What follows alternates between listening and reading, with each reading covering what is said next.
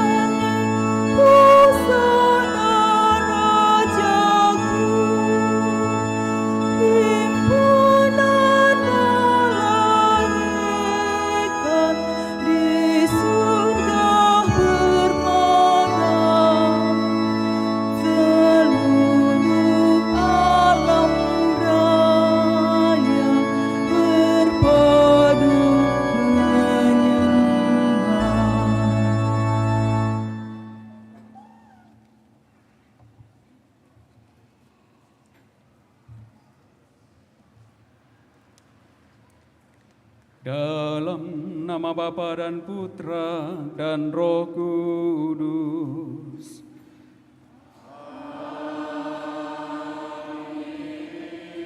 Semoga rahmat Tuhan kita Yesus Kristus, cinta kasih Allah dan persekutuan Roh Kudus bersamamu.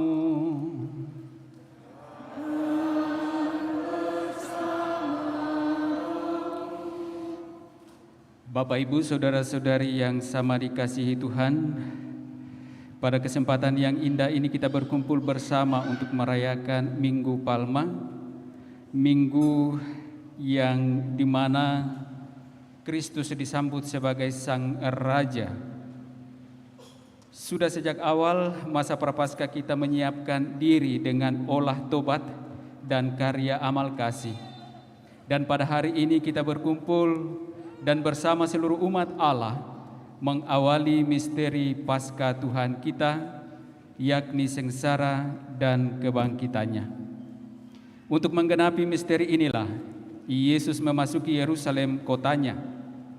Oleh karena itu marilah dengan penuh iman dan bakti kita mengiringi Tuhan sambil mengenangkan peristiwa yang menyelamatkan itu, serta menghayati tema APP kita pada tahun ini, memulihkan kehidupan.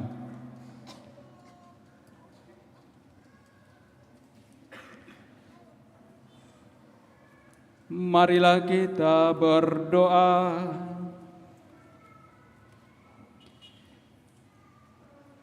Allah yang Maha Kuasa dan Kekal, kuduskanlah daun-daun palma ini dengan berkat-Mu. Semoga kami yang mengiringi Raja Kristus dengan penuh sukacita diperkenankan memasuki Yerusalem abadi bersama Dia yang hidup dan berkuasa sepanjang segala masa. Amin.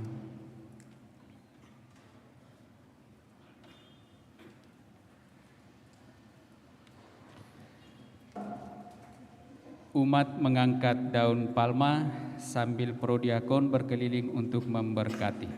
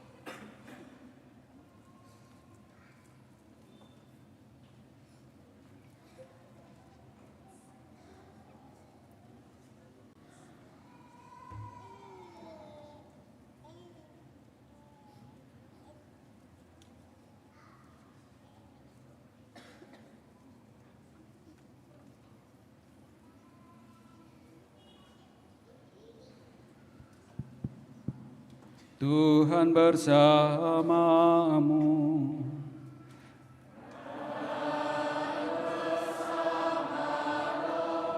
Inilah Injil suci menurut Matius.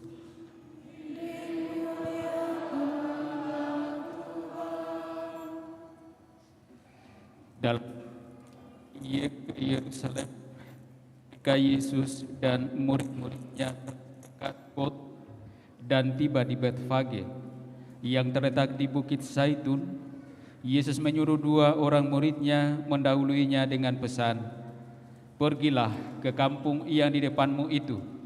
Di situ kamu akan menemukan seekor keledai betina yang tertambat dan anaknya ada di dekatnya. Lepaskanlah keledai itu dan bawalah keduanya kepadaku. Jikalau ada orang menegur kamu, katakan saja, Tuhan memerlukannya. Ia akan segera mengembalikannya." Hal itu terjadi supaya terpenuhilah firman yang disampaikan oleh Nabi. "Katakanlah kepada putri Sion, lihat, rajamu datang kepadamu. Ia lemah lembut dan menunggangi seekor keledai beban yang mudah." Maka pergilah kedua murid itu dan mereka buat seperti yang ditugaskan Yesus kepada mereka. Mereka membawa keledai betina itu bersama anaknya, lalu mengalasinya dengan pakaian mereka, dan Yesus pun naik ke atasnya. Orang banyak yang sangat besar jumlahnya mengamparkan pakaiannya di jalan. Ada pula yang memotong ranting-ranting dari pohon dan menyebarkannya di jalan. Dan semua orang yang berjalan di depan dan di belakang Yesus berseru, "Hosana bagi putra Daud, diberkatilah dia yang datang dalam nama Tuhan, Hosana di tempat yang maha tinggi." Ketika Yesus masuk ke Yerusalem, gemparlah seluruh kota itu, dan orang berkata, "Siapakah orang ini?" Dan semua menjawab, "Inilah Nabi Yesus dari Nazaret di Galilea." Demikianlah sabda Tuhan.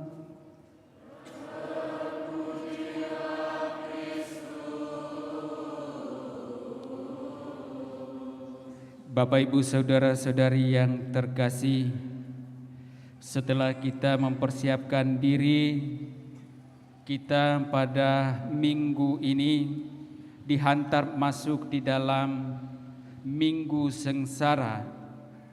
Namun meskipun dikatakan Minggu Sengsara, memang sedikit kontras mengawali Minggu Sengsara ini, di mana Yerusalem mengeluk-elukkan Yesus sebagai Sang Raja ketika Yesus memasuki kota Yerusalem. Tentu saja mereka mengeluk-elukkan Sang Raja sebagaimana yang mereka rindu-rindukan, yang mereka harap-harapkan, agar ada dari antara mereka, dari keturunan Daud, yang memimpin bangsa itu, bangsa yang senantiasa mengharapkan untuk dapat hidup lebih tentram dan damai, bangsa yang mengharapkan Allah sungguh hadir di tengah-tengah mereka. Kehadiran Yesus yang disambut sebagai seorang raja bukan untuk menduduki suatu tahta, bukan ditinggikan di atas tahta, melainkan pada akhirnya ditinggikan di atas kayu salib, sebagaimana yang akan juga kita dengarkan dalam Injil Kisah Sengsara. Dan semoga lewat perayaan ini kita sungguh dihantar pada pemahaman yang benar bahwa kita menyambut Kristus bukan sebagai Sang Raja duniawi, melainkan Sang Raja surgawi. Kita mengharapkan kehidupan kekal, dan Dialah yang menjadi Raja untuk kehidupan yang kekal itu. Maka Bapak, Ibu, saudara-saudari terkasih, marilah kita mencontoh khalayak ramai di Yerusalem dan mengeluk-elukkan Yesus sebagai Sang Raja untuk kehidupan kita dan Sang Raja yang menghantar kita sampai pada kehidupan yang kekal.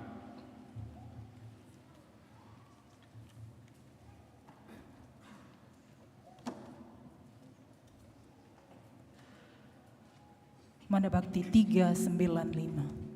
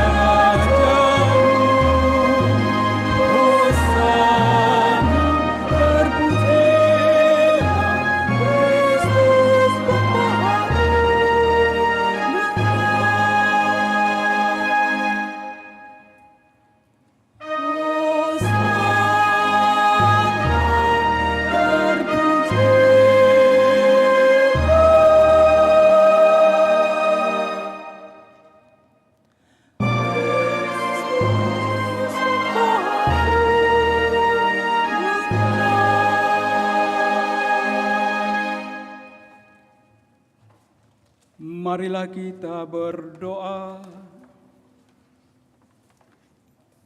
Allah yang Maha Kuasa dan Kekal, Engkau telah menyerahkan juru selamat kami yang telah menjadi manusia dan direndahkan sampai wafat di salib sebagai teladan kerendahan bagi umat manusia. Perkenankanlah agar kami meneladani sengsaranya dan pantas untuk bangkit bersama Dia yang bersama dengan Dikau dalam persatuan Roh Kudus hidup dan berkuasa Allah sepanjang segala masa. Mari kita duduk mendengarkan sabda Tuhan.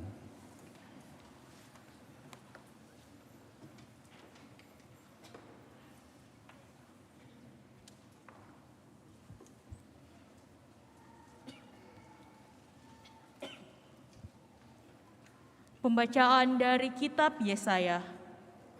Tuhan Allah telah memberikan kepadaku lidah yang fasih, supaya dengan perkataanku aku dapat memberi semangat baru kepada orang yang letih lesu.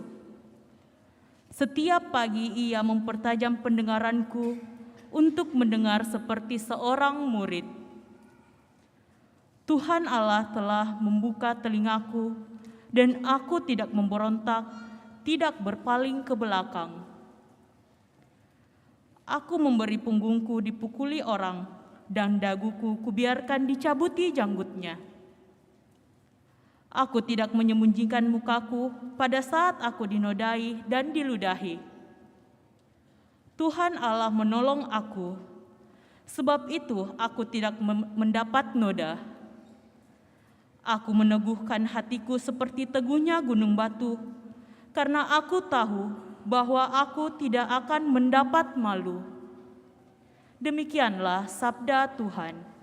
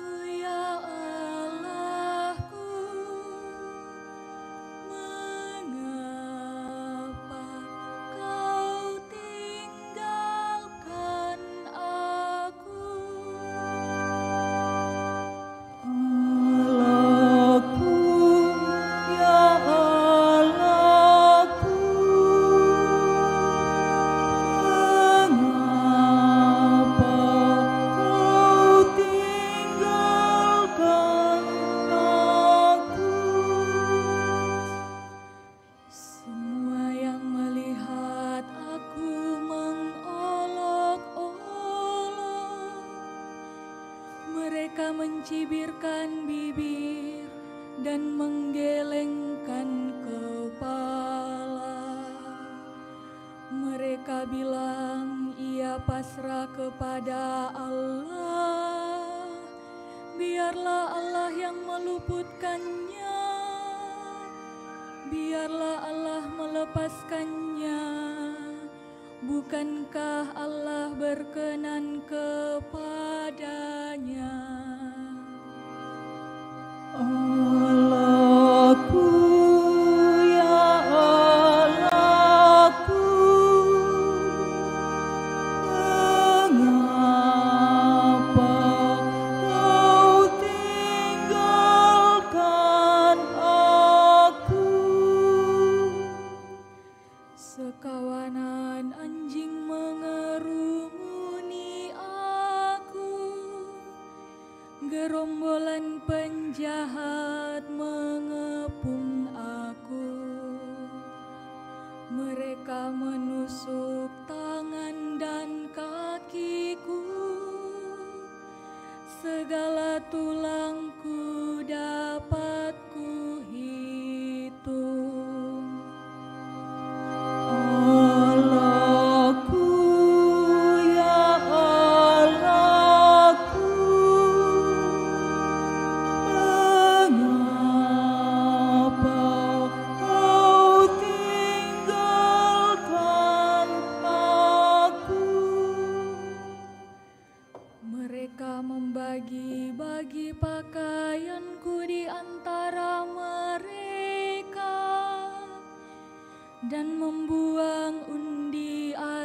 atas jubahku. Tetapi Engkau Tuhan, janganlah jauh.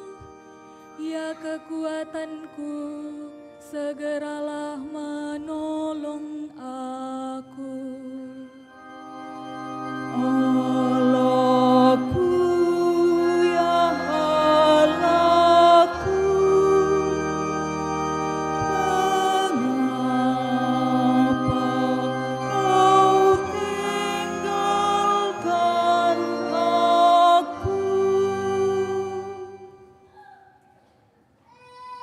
Pembacaan dari surat Paulus kepada jemaat di Filipi. Saudara-saudara, walaupun dalam rupa Allah, Kristus Yesus tidak menganggap kesetaraan dengan Allah itu sebagai milik yang harus dipertahankan. Sebaliknya, Ia telah mengosongkan diri dan mengambil rupa seorang hamba dan menjadi sama dengan manusia. Dan dalam keadaan sebagai manusia, Ia telah merendahkan dirinya dan taat sampai mati, bahkan sampai mati di kayu salib.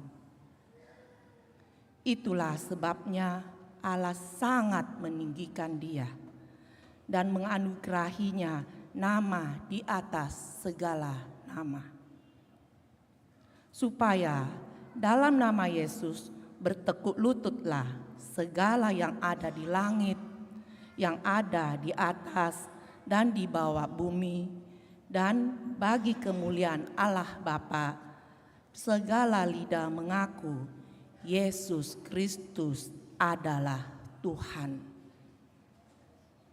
Demikianlah sabda Tuhan. Pada Allah.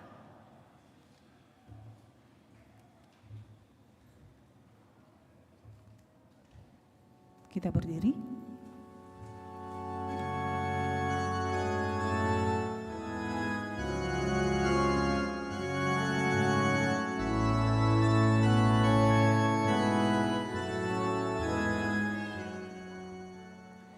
Terpujilah Kristus Tuhan, Raja mulia dan kekal.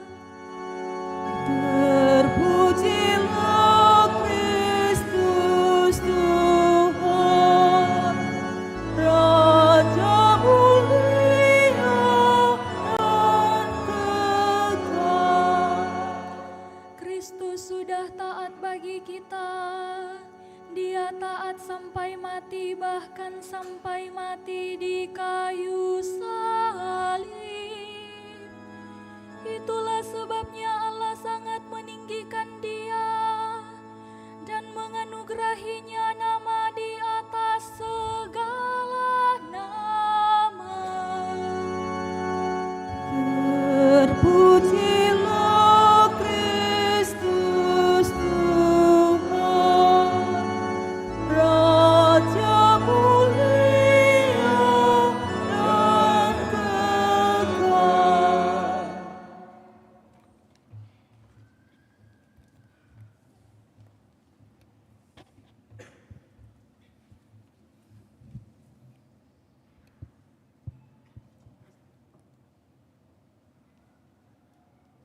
Inilah kisah sengsara Tuhan kita Yesus Kristus menurut Matius. Sesudah ditangkap dan dihadapkan ke Mahkamah Agung Yahudi, Yesus lalu dihadapkan kepada wali negeri, yakni Pilatus. Dan wali negeri bertanya kepada Yesus, "Benarkah engkau raja orang Yahudi?" Jawab Yesus, Engkau sendiri mengatakannya.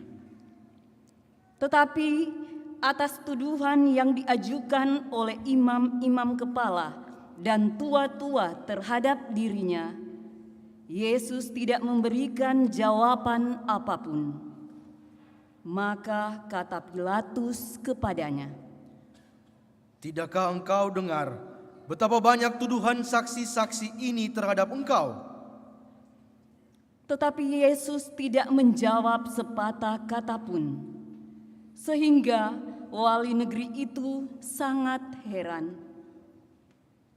Telah menjadi kebiasaan bagi wali negeri untuk membebaskan seorang hukuman pada tiap-tiap hari raya atas pilihan orang banyak.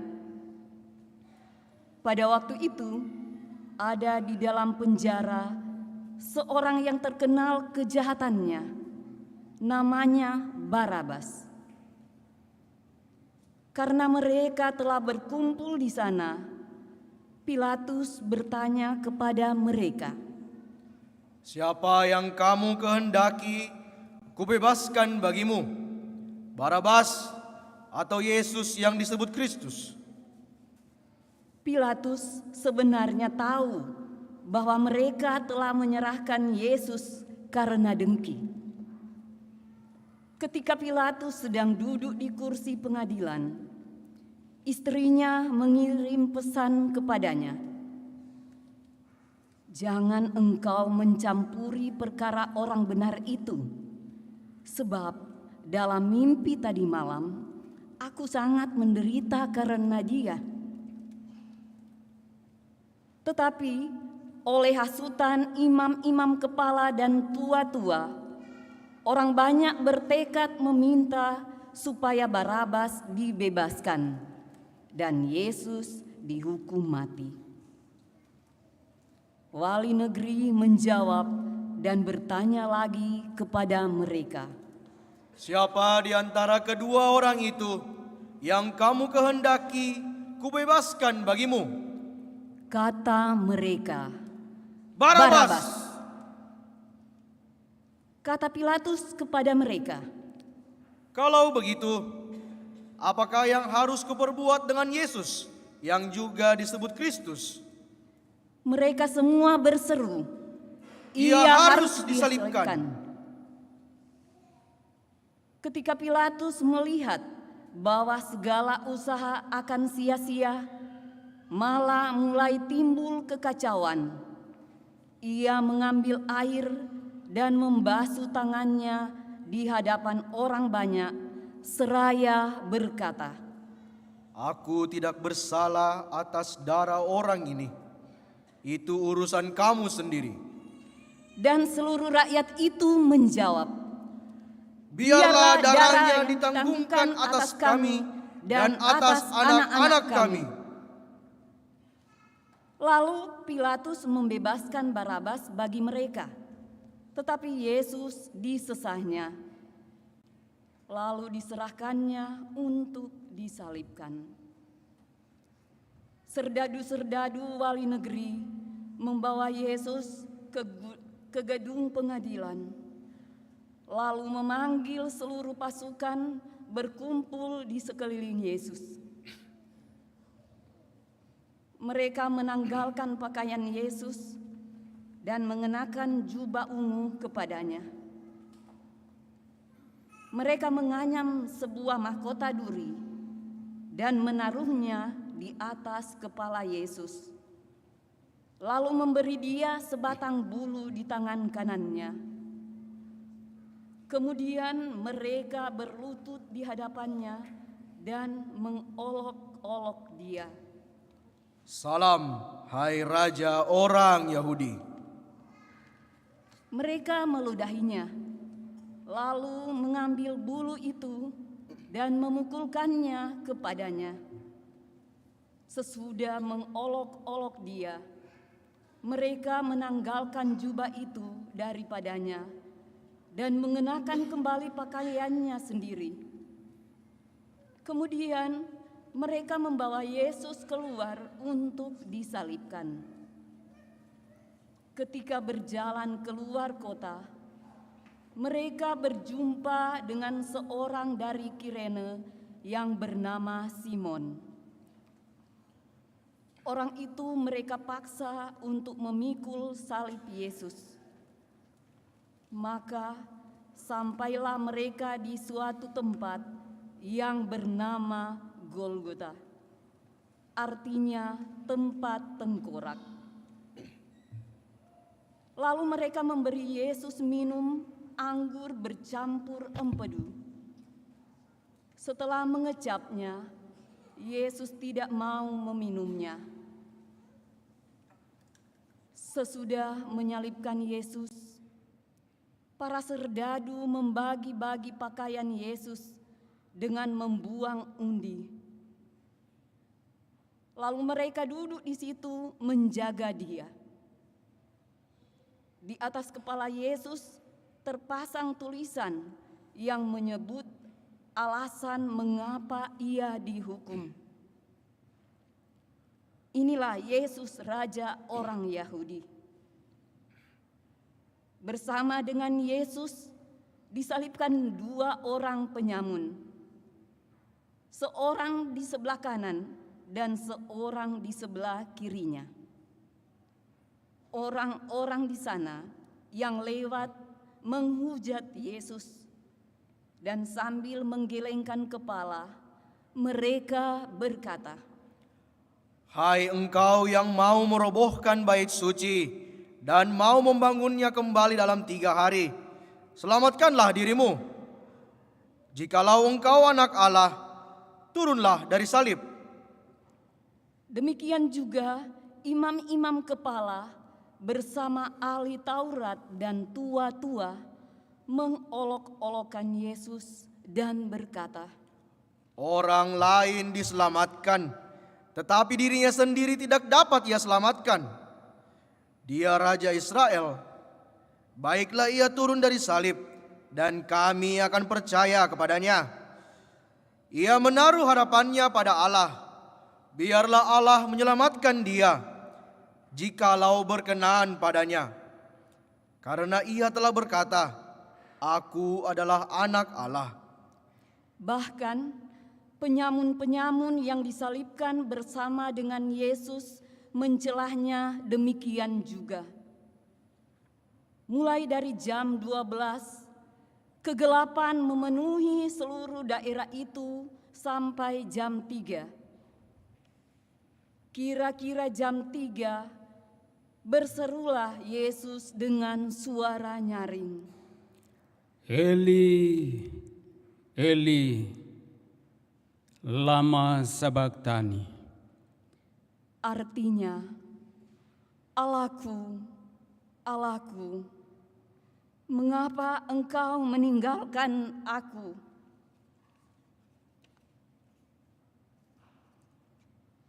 Dan segera mendekatlah seorang dari mereka. Ia mengambil bunga karang, mencelupkannya ke dalam anggur asam, lalu mencucukkannya pada sebatang bulu dan memberi Yesus minum. Tetapi orang-orang lain berkata, Jangan, baiklah kita lihat apa Elia datang menyelamatkan dia. Yesus berseru pula dengan suara nyaring, lalu menyerahkan nyawanya. Kita berlutut.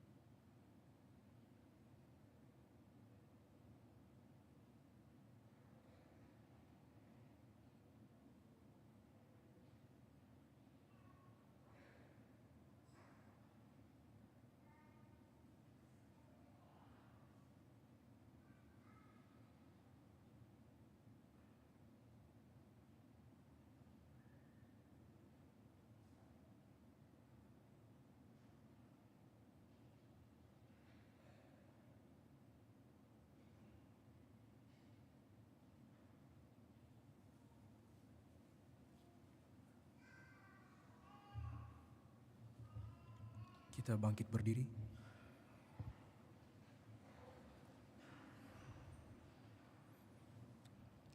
Dan lihatlah, tabir bait suci terbelah dua dari atas sampai ke bawah, dan terjadilah gempa bumi. Bukit-bukit batu terbelah dan kubur-kubur terbuka, dan banyak orang kudus yang telah meninggal bangkit. Dan sesudah kebangkitan Yesus, mereka pun keluar dari kubur, lalu masuk ke kota kudus dan menampakkan dirinya kepada banyak orang. Ketika menyaksikan gempa bumi dan apa yang telah terjadi, kepala pasukan dan prajurit-prajurit yang menjaga Yesus lalu berkata, Sungguh orang ini adalah Anak Allah. Demikianlah sabda Tuhan. Terpujilah Kristus.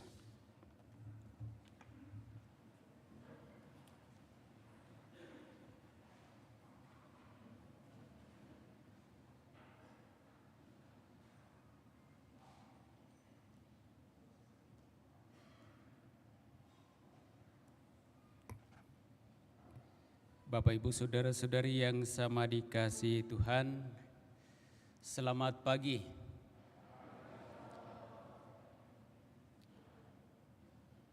Hari ini, Minggu Palma, mengawali Minggu Sengsara. Kalau kita menyimak sabda yang dibacakan, Injil pada pembukaan perarakan Palma dan juga Injil Kisah Sengsara, maka dua Injil yang menampilkan kepada kita kondisi atau situasi yang berbeda. Yang satu menampilkan kepada kita bagaimana suatu kegembiraan yang luar biasa meluap-luap menyambut kedatangan Sang Raja. Tetapi Injil yang lain justru menampilkan kepada kita bagaimana kengerian yang dihadapi oleh Yesus, yang meskipun tidak bersalah, ia dijatuhi hukuman mati, dan dasarnya adalah kedengkian. Satu, dasarnya adalah suatu pengharapan akan kehidupan damai.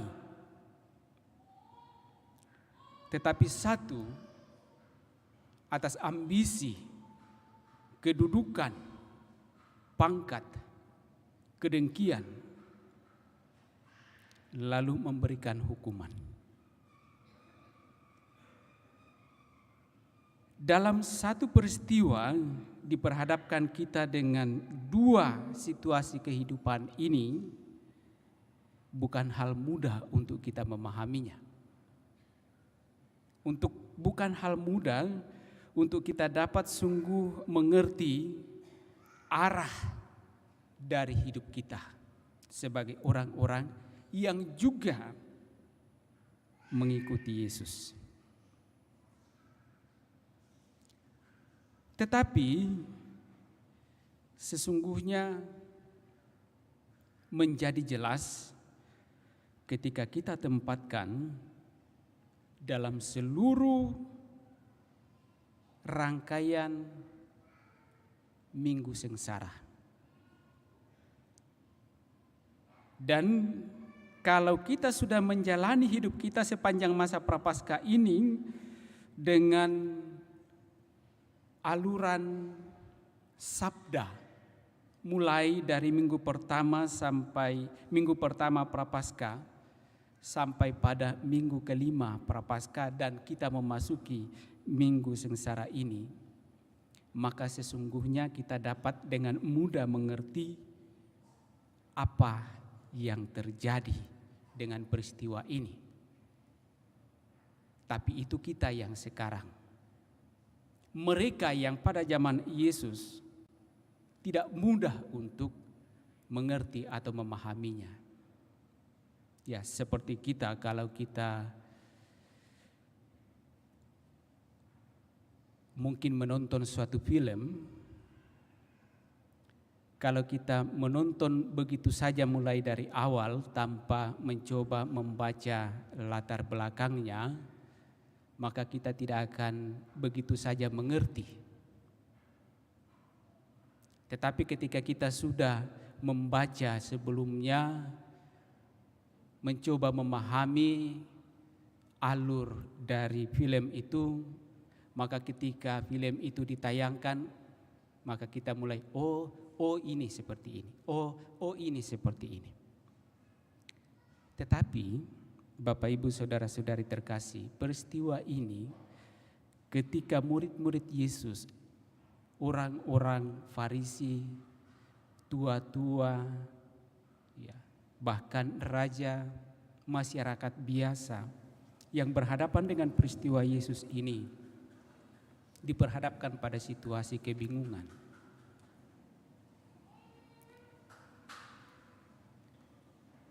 Bangsa Israel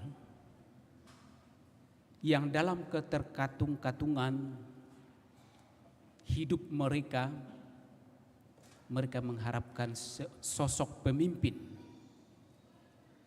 yang tentu saja sesuai dengan gambaran dalam hukum Taurat.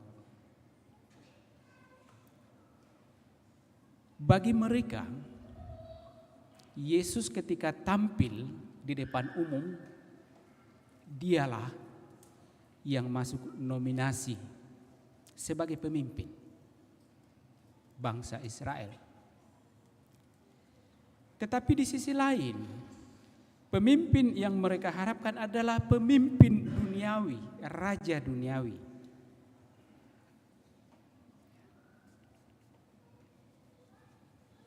Meskipun demikian, kriteria pemimpin duniawi itu juga kena pas dengan Yesus. Ia mempunyai banyak pengikut. Ia dalam tanda petik sakti, ya, bisa menyembuhkan orang sakit seketika, bisa membangkitkan orang mati. Dan bagi mereka, sosok seperti inilah yang pantas menjadi pemimpin. Ya, tidak seperti pemimpin-pemimpin kita sekarang, apalagi di negara kita.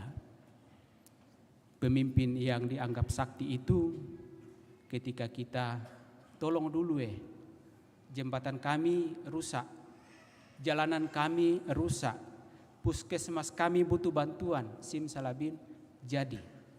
Oh, ini layak jadi pemimpin. Ya, mungkin seperti itu. Tetapi setelah menjadi pemimpin, tolong dulu sampai kiamat mungkin tidak lagi tertolong. Itulah gambaran-gambaran mereka, orang banyak, kalayak ramai yang mengeluk-elukkan daun-daunan menyambut Yesus sebagai Sang Raja. Mereka mengharapkan suatu kehidupan damai, tapi damai dalam arti kehidupan duniawi. Dan ketika Yesus hadir di tengah-tengah mereka, dan dalam euforia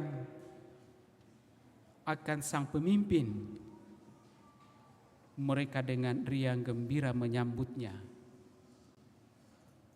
Tetapi di sisi lain, bukan Yesus mengambil kesempatan, oh kebetulan mereka menyambut saya sebagai Sang Raja dan saya harus tampil sebagai Raja. Tidak.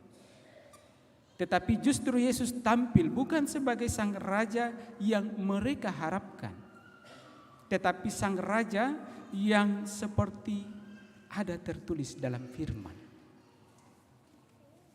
yang akan menyelamatkan umat manusia. Kita lihat dalam Injil pertama, dalam bagian di mana kita mengambil bagian dalam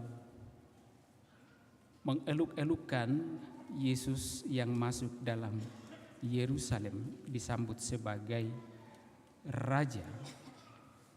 Dan di sana dikatakan bahwa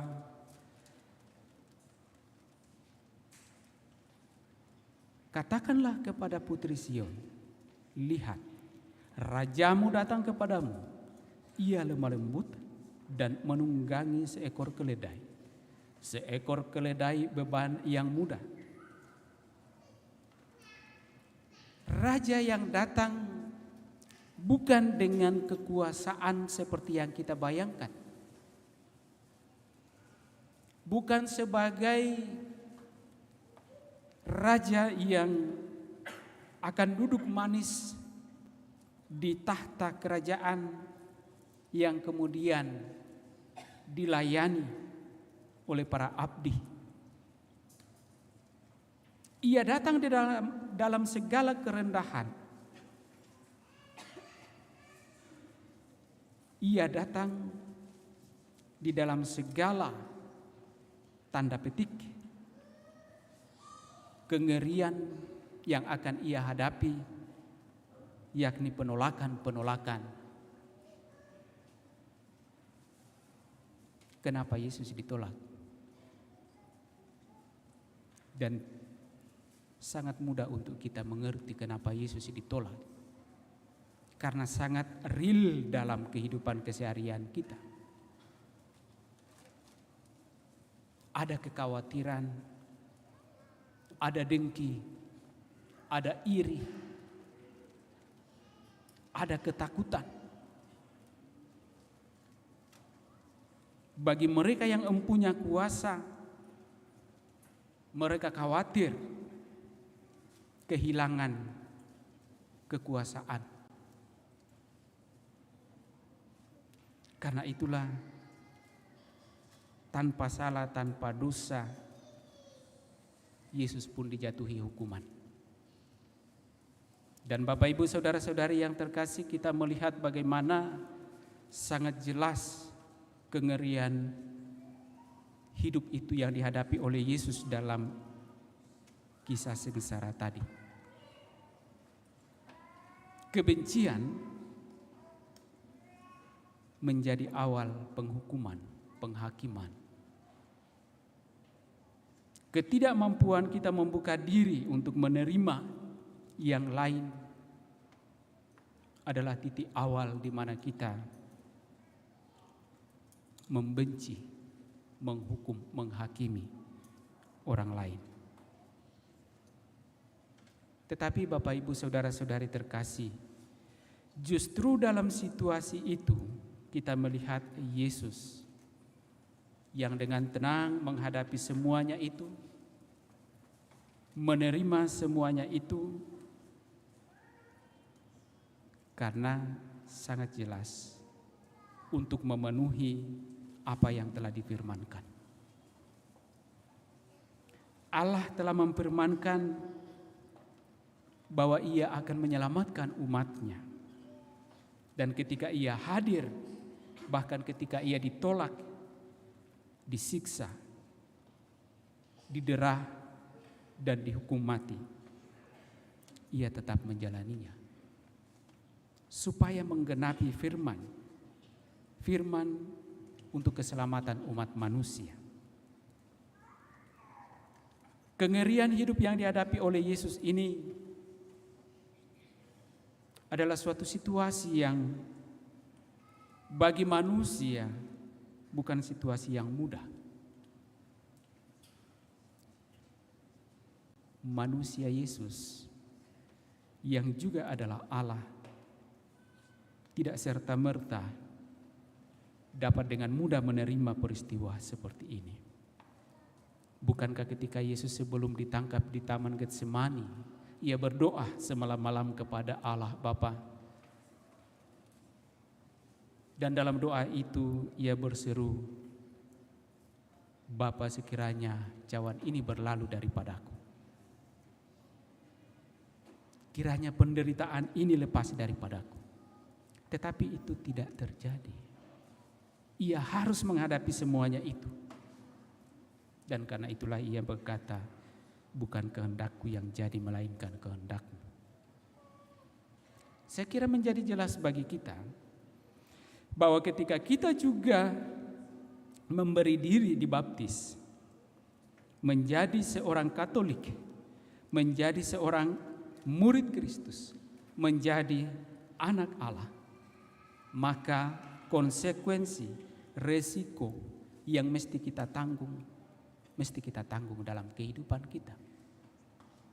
Jangan kita membolak-balikkan bahwa ketika kita beriman yang kita awali dengan pembaptisan itu, lalu kita merasa bahwa sekarang saya bebas dari segala-galanya. Saya bebas dari kegagalan, saya bebas dari penderitaan, saya bebas dari ketidakberhasilan. Saya akan menghadapi semuanya dengan baik-baik saja. Tidak. Bapak Ibu, kalau masih mengingat nama pembaptisan masing-masing atau mungkin juga orang-orang kudus pelindung, malaikat-malaikat pelindung, para kudus tidak ada yang hidupnya mulus-mulus saja. Semua menghadapi problem kehidupan yang sulit. Tetapi justru dalam problem kehidupan yang sulit itu, bagaimana mereka sungguh menghayati dan meneladan kehidupan Yesus. Dalam situasi yang sulit yang mereka hadapi, baik dari keluarga, dari luar, atau bahkan dari dirinya sendiri, ia mencoba untuk terus bertahan, berteladankan pada Kristus demi kehidupan yang kekal. Nah, maka Bapak Ibu Saudara-saudari yang terkasih, kalau kita mengaku diri sebagai orang Katolik, lalu kita berharap bahwa kita tidak akan pernah berhadapan dengan kegagalan, kita tidak akan pernah berhadapan dengan kesulitan, kita tidak akan pernah berhadapan dengan kebencian, fitnaan, penderitaan, maka saya kira itu menjadi keliru. Tetapi kalau kita sebagai orang Katolik, bagaimana menjalani hidup kita dalam segala situasi seperti itu, kita dapat tetap bertahan dan mempersatukan hidup kita dalam Kristus Yesus yang telah memperlihatkan kepada kita bagaimana ia bertahan hidup dalam segala penderitaan yang ia hadapi. Bukan berarti bahwa kita menikmati penderitaan itu. Tidak.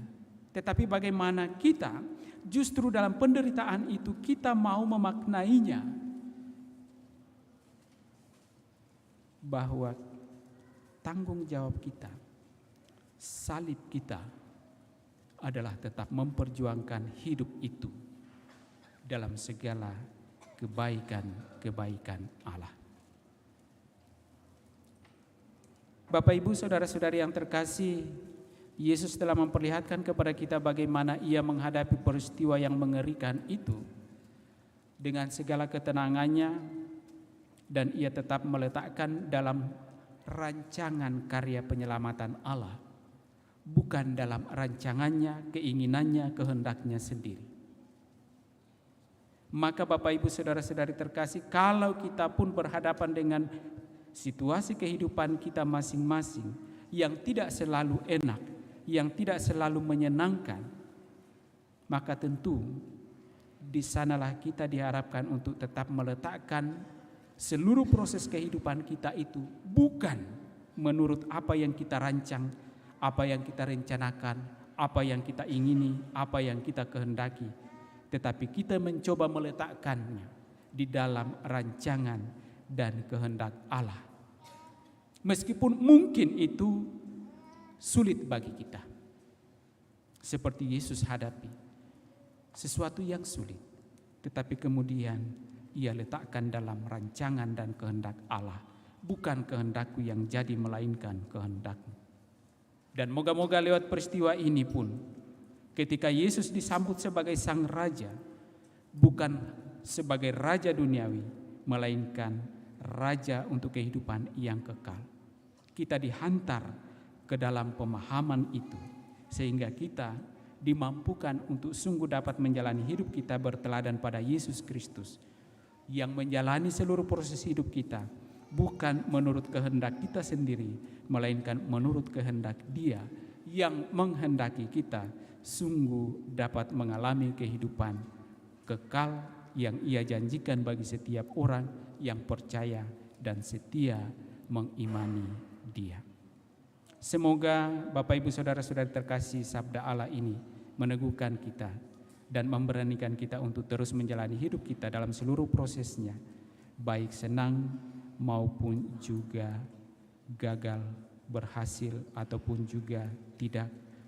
Tetapi kita tetap jalani dalam kesatuan kita dengan Allah, dan kita mengikuti proses yang Allah telah tetapkan bagi kita masing-masing, agar kita boleh sampai kepada Yerusalem yang baru. Semoga demikian. Amin.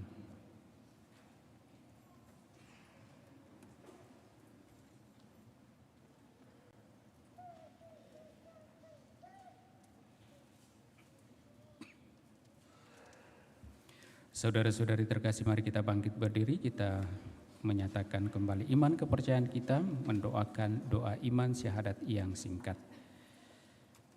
Aku percaya akan Allah Bapa yang Maha Kuasa, pencipta langit dan bumi, dan akan Yesus Kristus Putranya yang tunggal Tuhan kita, yang dikandung dari Roh Kudus, dilahirkan oleh perawan Maria, yang menderita sengsara dalam pemerintahan Pontius Pilatus, disalibkan, wafat dan dimakamkan, yang turun ke tempat penantian, pada hari ketiga bangkit dari antara orang mati, yang naik ke surga, duduk di sebelah kanan Allah Bapa yang Maha Kuasa.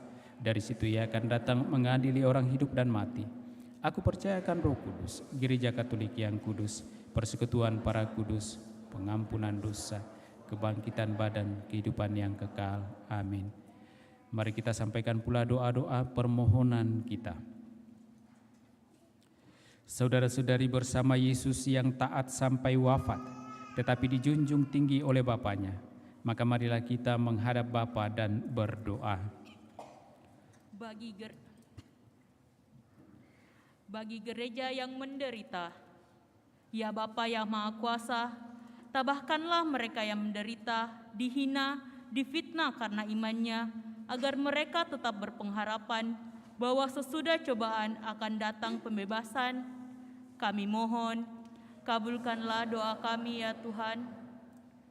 Bagi para pemimpin masyarakat, ya Bapa yang Maha Kuasa, dampingilah para pemimpin masyarakat kami, agar dengan tabah tetap memperjuangkan kesejahteraan umum dan tidak tergoda untuk mementingkan kepentingan diri sendiri. Kami mohon, kabulkanlah doa kami ya Tuhan.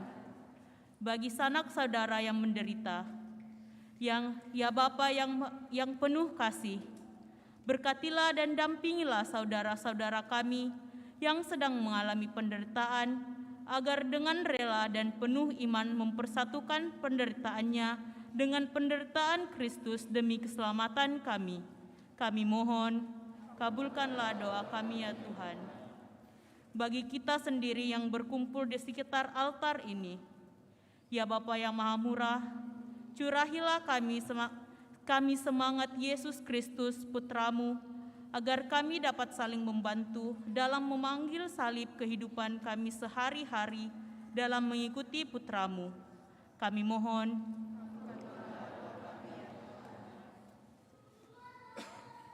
Kita bawa dalam doa-doa kita juga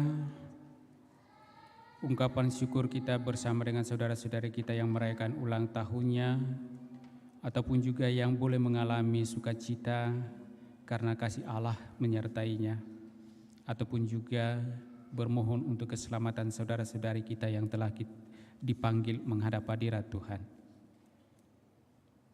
Kita berdoa bersyukur bersama dengan anak kekasih Selika Etnel Carolina B yang merayakan ulang tahunnya hari ini yang ke-15 tahun, dan juga bagi mereka yang merayakannya.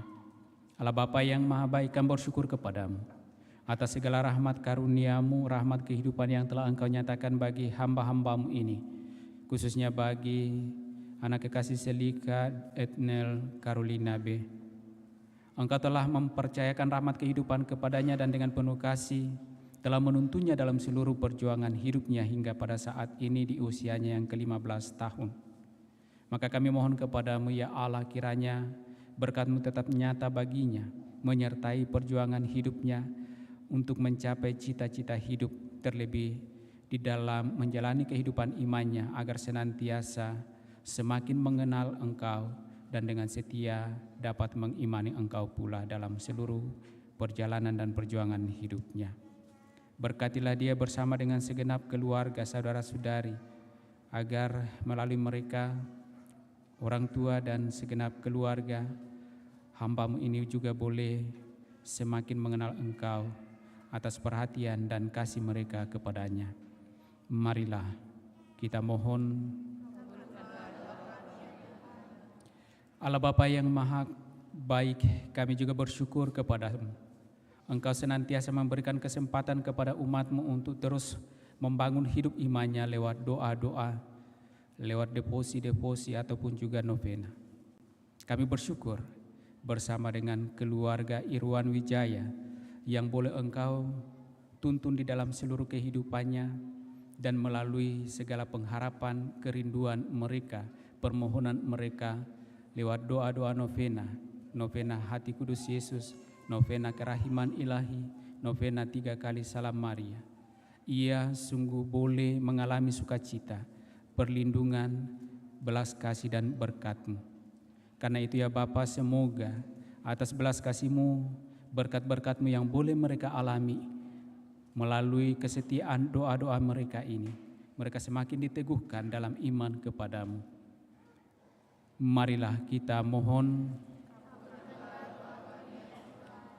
Allah Bapa yang Maha Baik, kami juga mohonkan rahmat keselamatan-Mu bagi jiwa-jiwa almarhum Bapak Kristianus Goan, Mama Maria Sitenenong, Mama Maria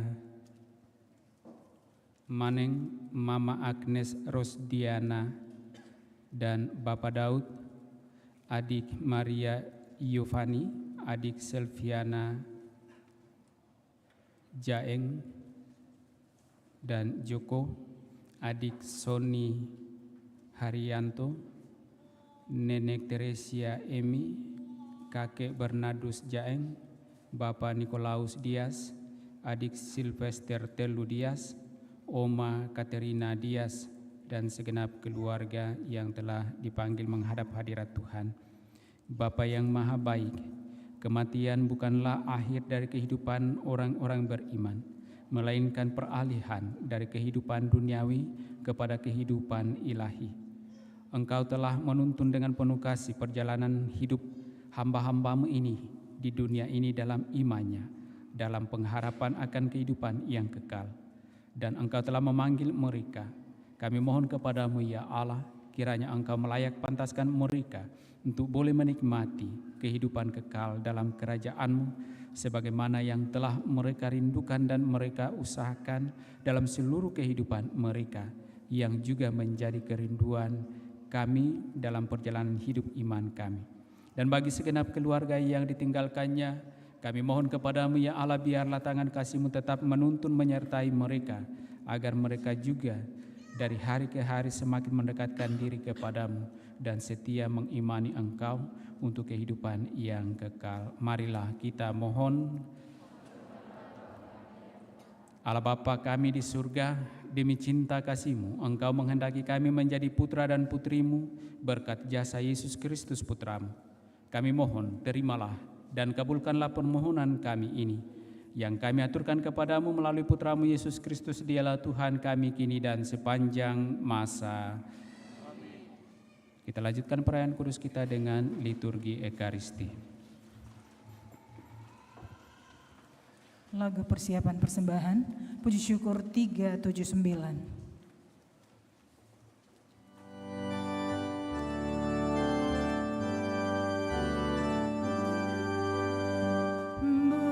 Bapa di surga, terimalah hasil usaha jemaat-Mu. Roti dan anggur wujudnya, cinta dan bakti maksudnya. Tanda syukur bukan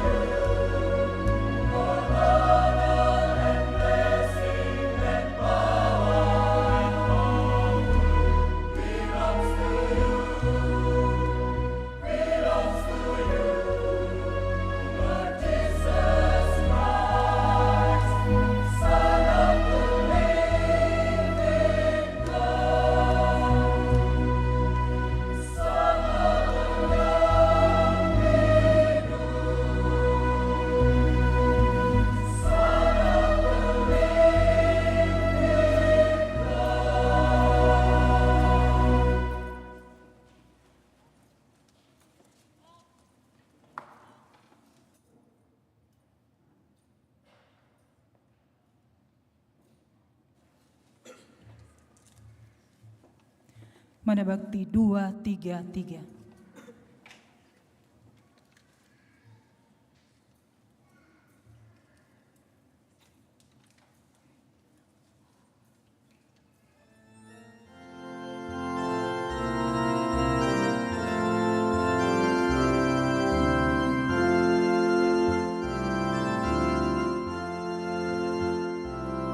Terimalah roti anggur persembahan diri kami.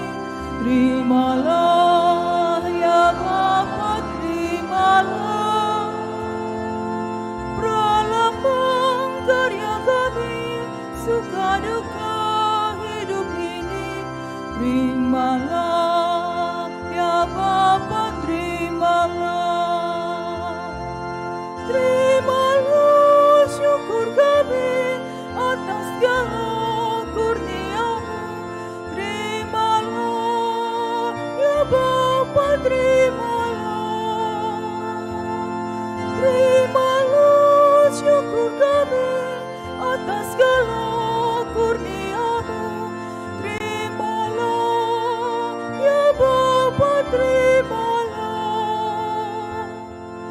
Terimalah, berkatilah persembahan bersahaja. Terimalah ya Bapa, terimalah.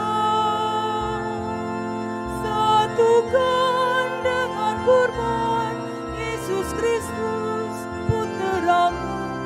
Terimalah ya Bapa, terimalah. Terimalah syukur kami atas segala kurnia-Mu. Terimalah ya Bapa, terimalah. Terimalah syukur kami atas segala kurnia-Mu. Terimalah ya Bapa, terimalah. Berdoalah saudara-saudari supaya persembahanku dan persembahanmu berkenan pada Allah Bapa yang Maha Kuasa.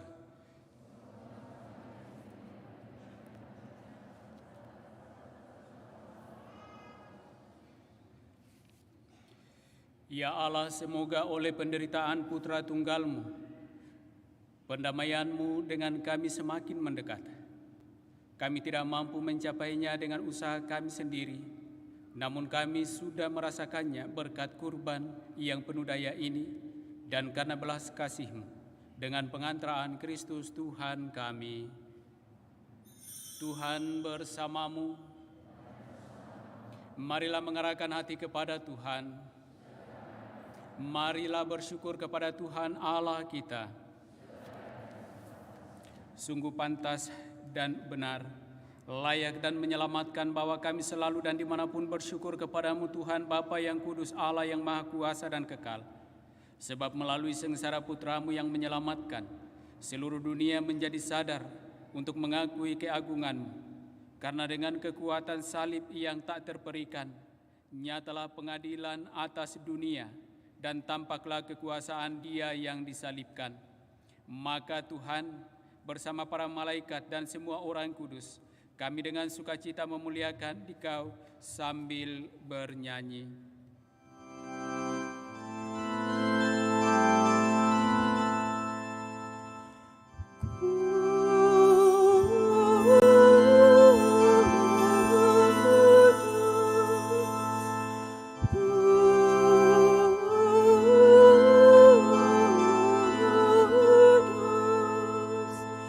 Kudus Tuhan Allah segala kuasa.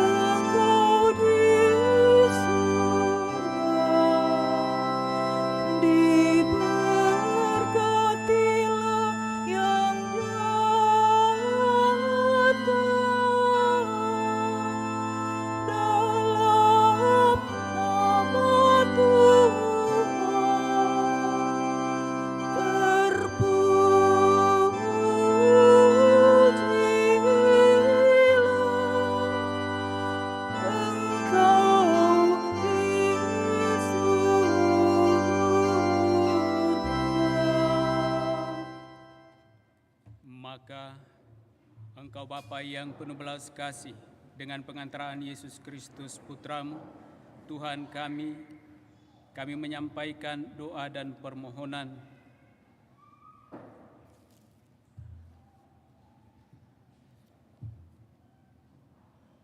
Sudilah menerima dan memberkati pemberian ini, persembahan ini, kurban kudus yang tak bernoda ini, yang kami persembahkan kepadamu, pertama-tama untuk gerejamu yang kudus dan katolik.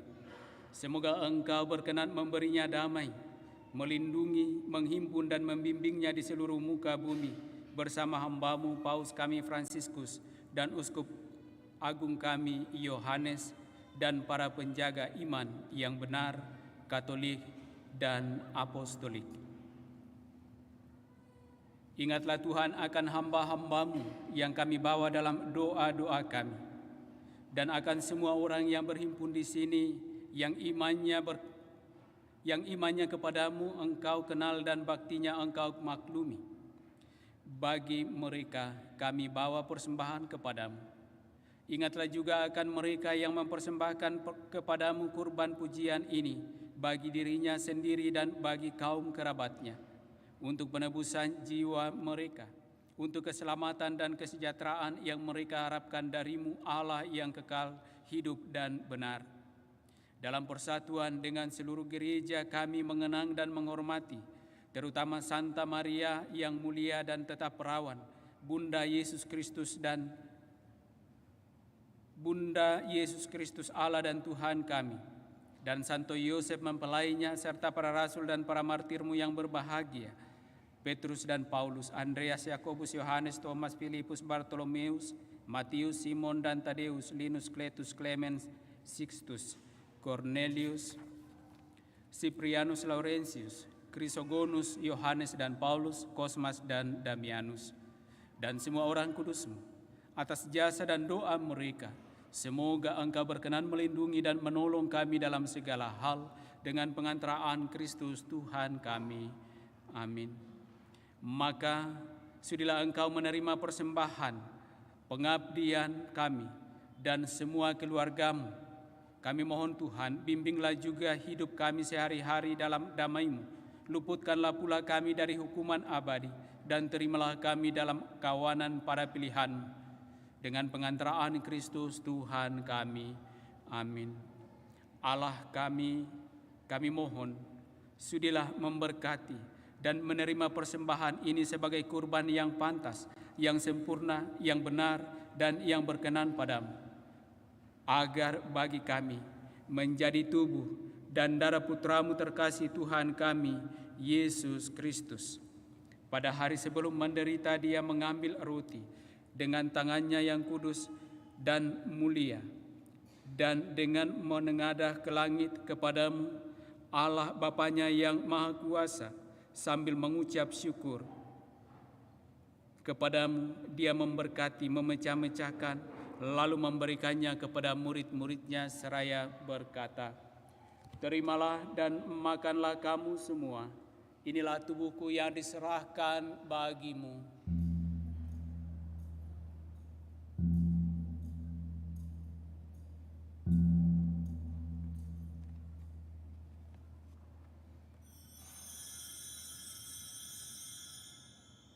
Demikian pula sesudah perjamuan, Dia mengambil piala.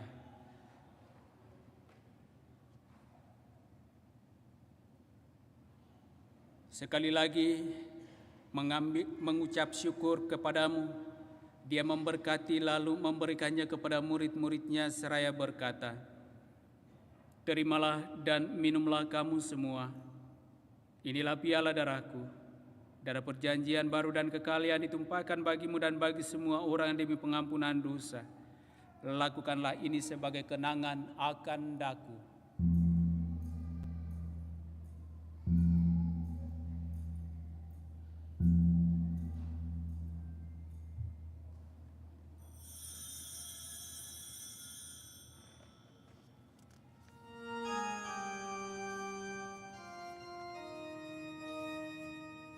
Agunglah misteri iman kita.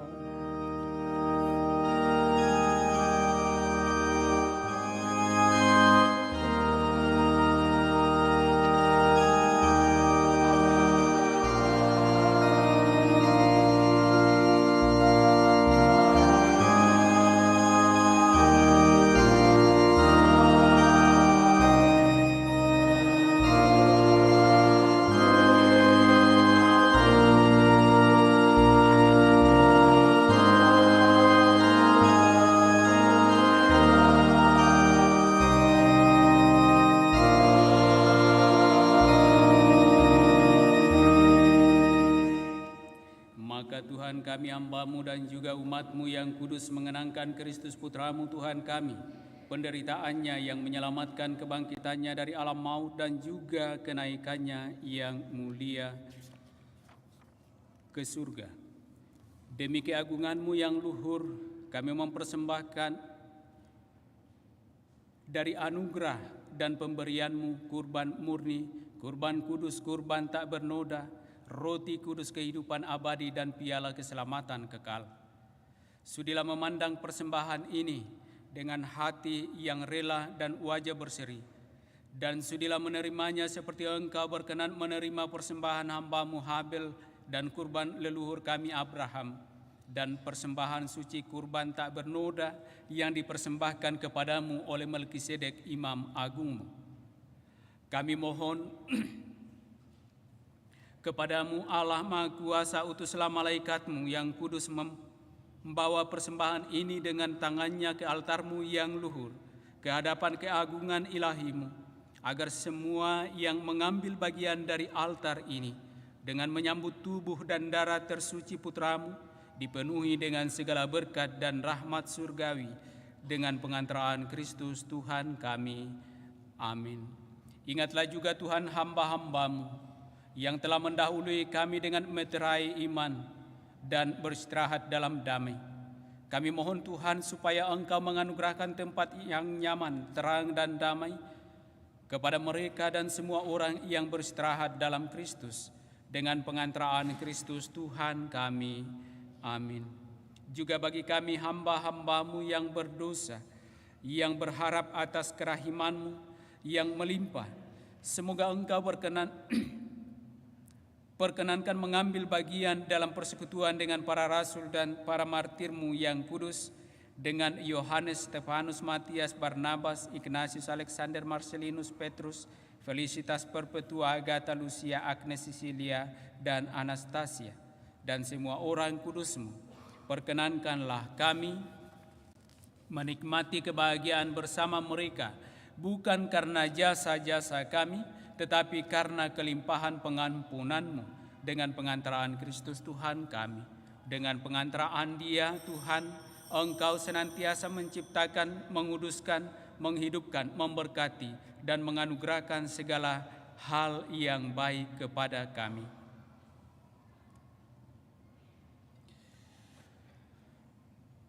Dengan pengantaran Dia, bersama Dia dan dalam Dia, bagi-Mu Allah Bapa yang Maha Kuasa, dalam persekutuan dengan Roh Kudus, segala hormat dan kemuliaan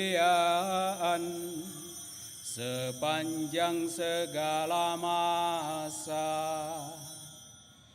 Amin.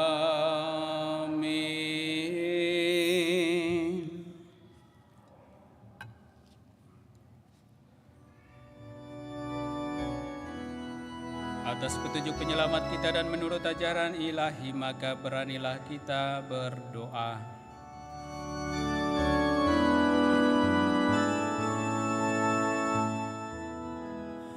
Bapa kami yang ada di surga, dimuliakanlah nama-Mu. Datanglah kerajaan-Mu, jadilah kehendak-Mu di atas bumi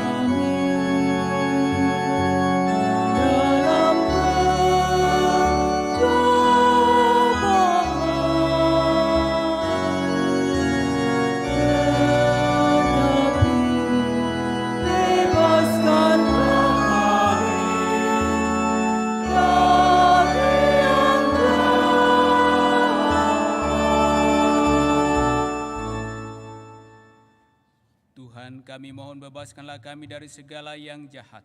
Sudilah memberi damai sepanjang hidup kami, supaya kami yang telah dikuatkan oleh kelimpahan belas kasih-Mu selalu bebas dari dosa dan dijauhkan dari segala gangguan, sambil menantikan harapan yang membahagiakan dan kedatangan penyelamat kami, Yesus Kristus.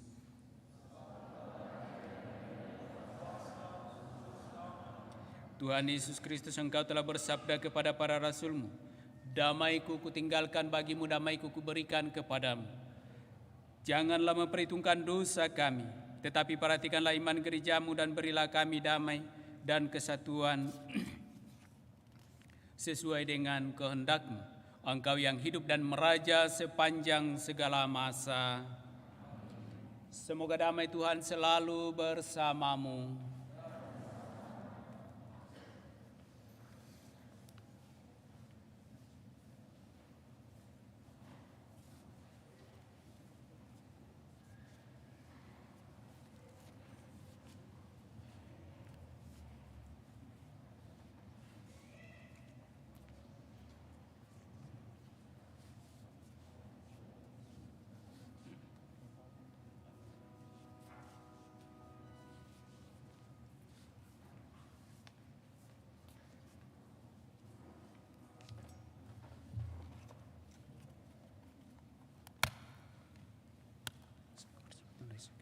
Kita pada kehidupan yang kekal. Amin.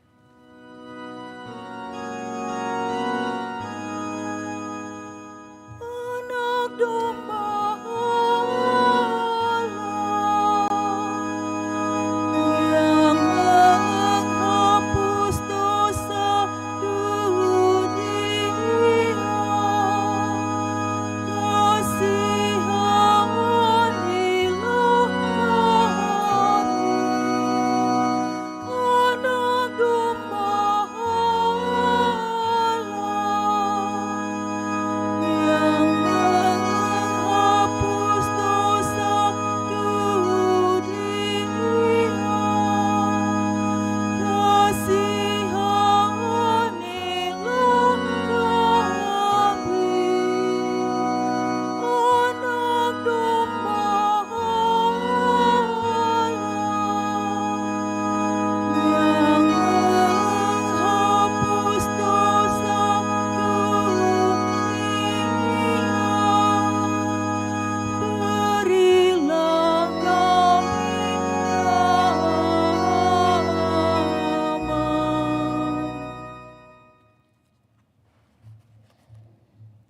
Lihatlah anak domba Allah. Lihatlah dia yang menghapus dosa-dosa dunia. Berbahagialah saudara-saudari yang diundang ke dalam perjamuan anak domba. Tuhan, saya tidak pantas Engkau datang pada saya, tetapi bersabdalah saja maka saya akan sembuh.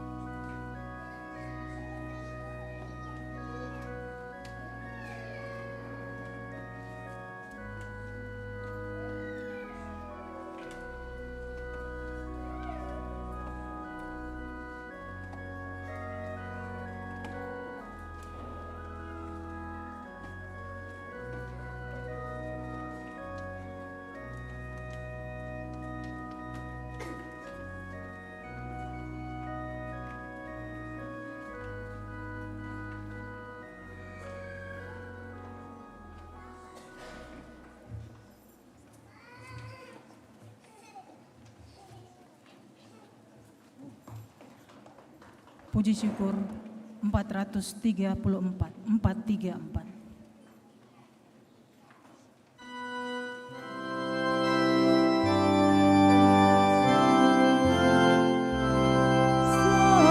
Sangkapan persiaran makanan melayakan urut di surgawi.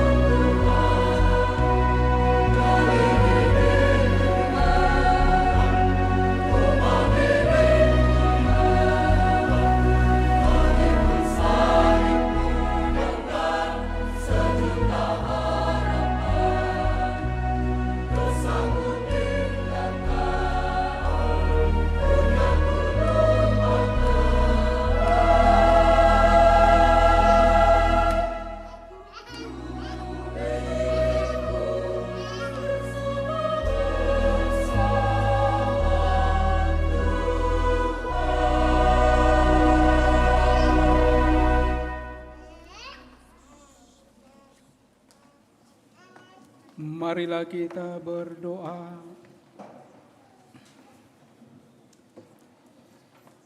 Ya Allah, kami yang telah dipuaskan oleh anugerah suci ini, bersujud memohon kepadamu.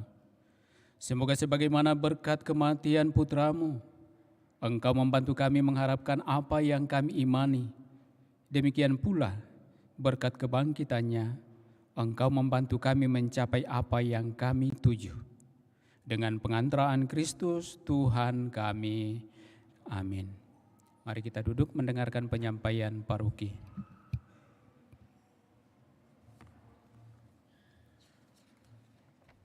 Pengumuman gereja hari Sabtu dan Minggu tanggal 1 dan 2 April 2023. Yang pertama, pengumuman kolekte. Kolekte gereja tanggal 25 dan 26 Maret 2023 sebesar Rp21.844.000. Kolekte pembangunan sebesar Rp12.462.000. Kolekte gereja Jumat tanggal 24 Maret 2023 sebesar Rp2.280.000. Kolekte pembangunan sebesar Rp2.222.000. Sumbangan pembangunan atas nama NN sebesar Rp1.000.000. Sumbangan pembangunan atas nama NN sebesar Rp10.000.000.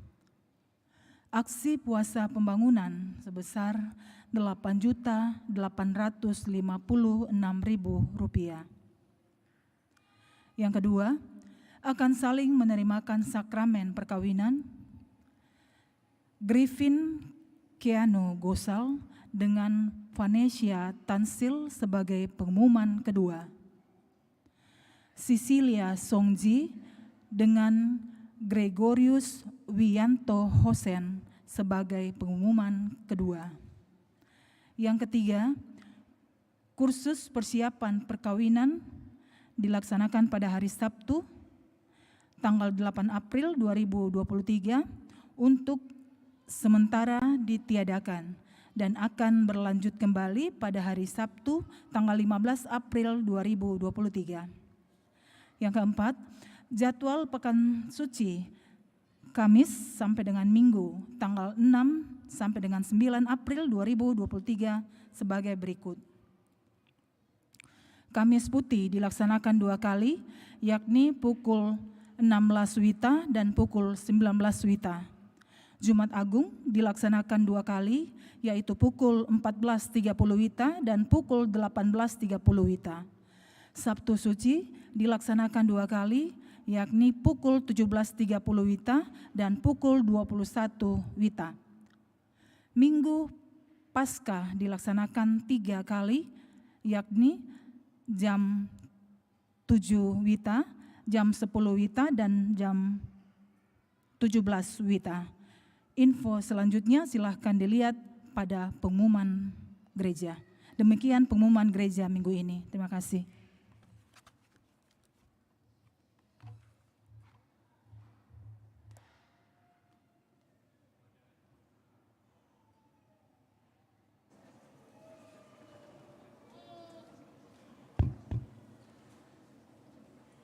Kepada segenap petugas yang ikut ambil bagian dalam perayaan kudus kita, yang telah berpartisipasi dengan baik, juga segenap umat yang telah hadir, kami haturkan dan ucapkan limpah terima kasih.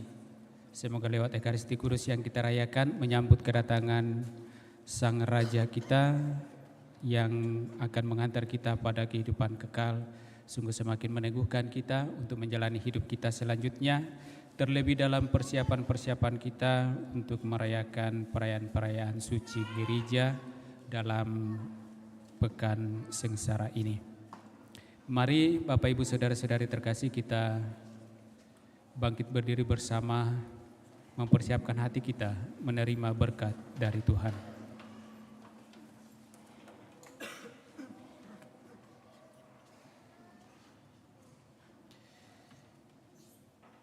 Tuhan bersamamu.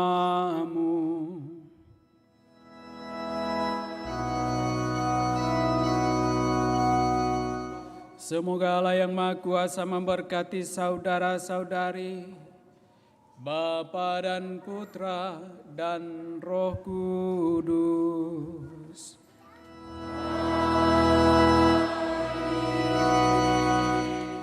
Saudara-saudari, pergilah, misa sudah selesai. Syukur pada Allah. Lagu penutup puji syukur 552.